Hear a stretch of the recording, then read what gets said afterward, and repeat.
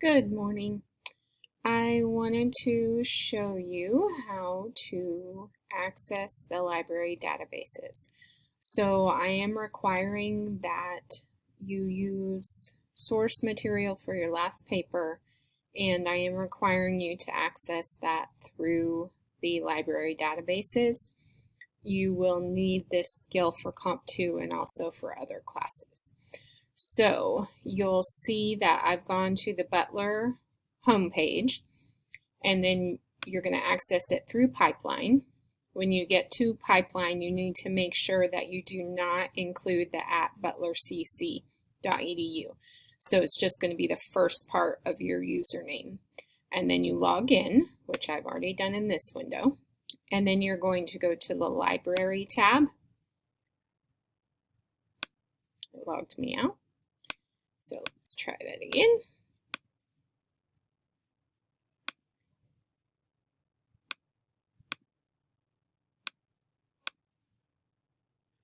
Okay, there we go. So go to the Library tab. Once you get to the Library tab, the catalogs will let you access what is available in the library, and you also have access to ebooks if you are in another class and they require book source. So you'll go to databases. You have access to all of these. My personal favorite is Explora EBSCO. There's also Journal Finder if you're required to use a journal entry. You can also look at all of the databases if you want to with A to Z databases.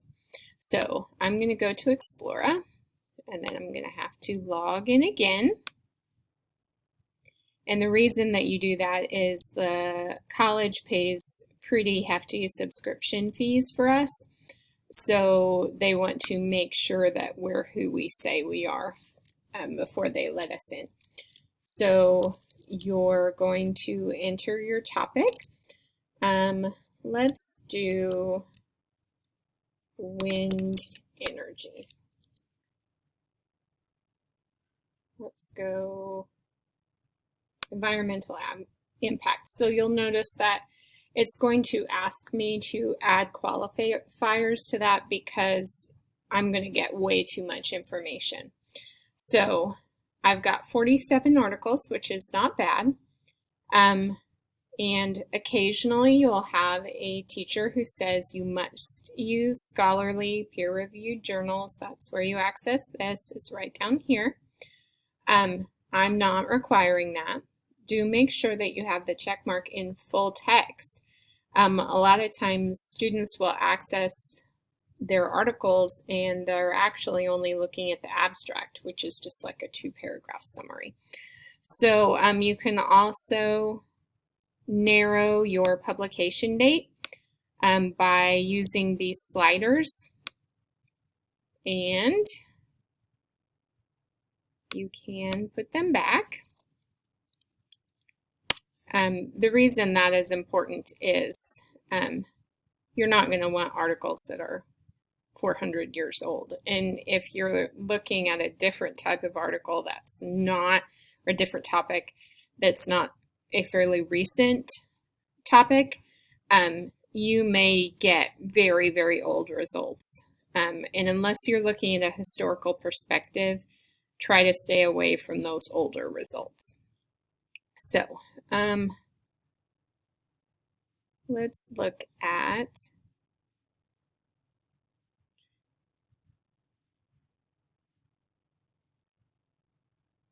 let's look at this.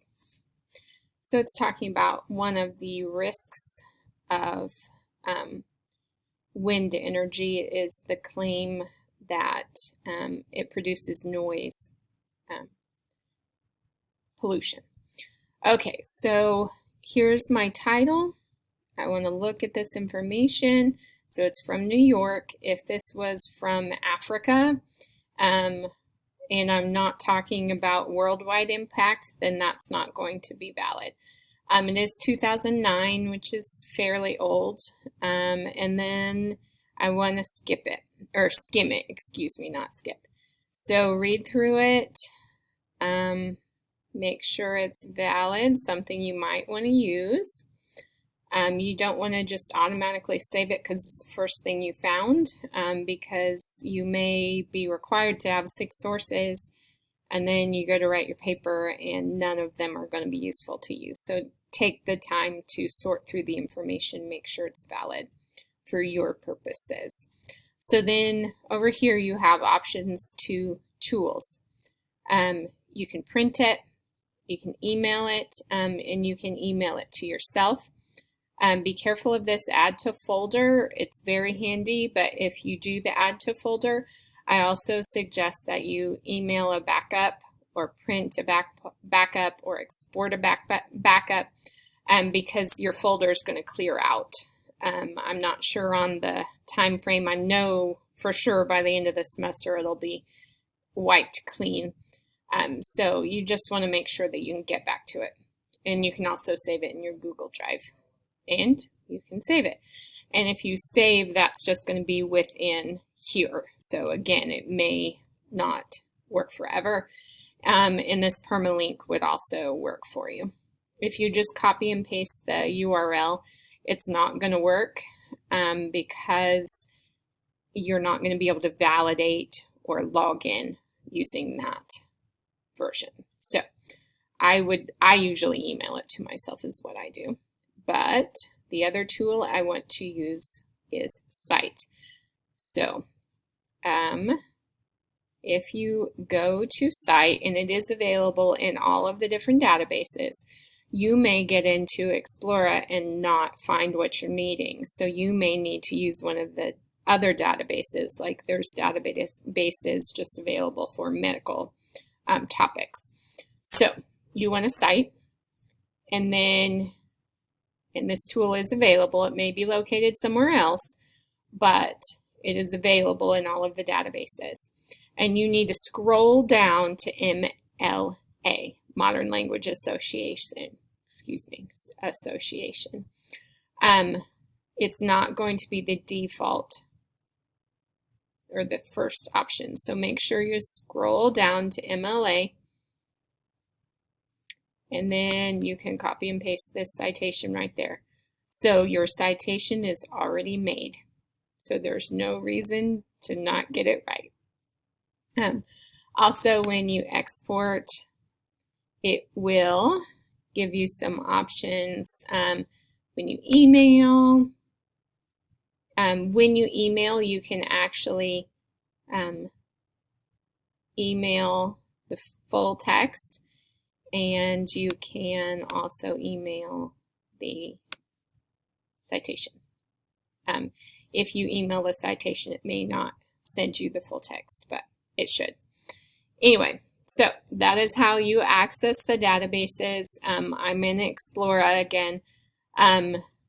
There are some that can be useful for helping narrow your topic or choosing a topic, and I'm back in Pipeline. And you can, if you scroll down just a little bit further, go to pick a topic. Issues and controversies and opposing viewpoints are both really good, particularly if you're looking at an argumentative topic that you have to choose. And they're going to have some articles that go with them. They may not be super recent or super in-depth, but they can also use or be used for source material for you. And you have newspapers, New York Times, all of this is available. And you may have to go through several of the databases before you find what you're looking for. So as always, if you need help, please get a hold of me, and I will talk to you soon. Bye-bye.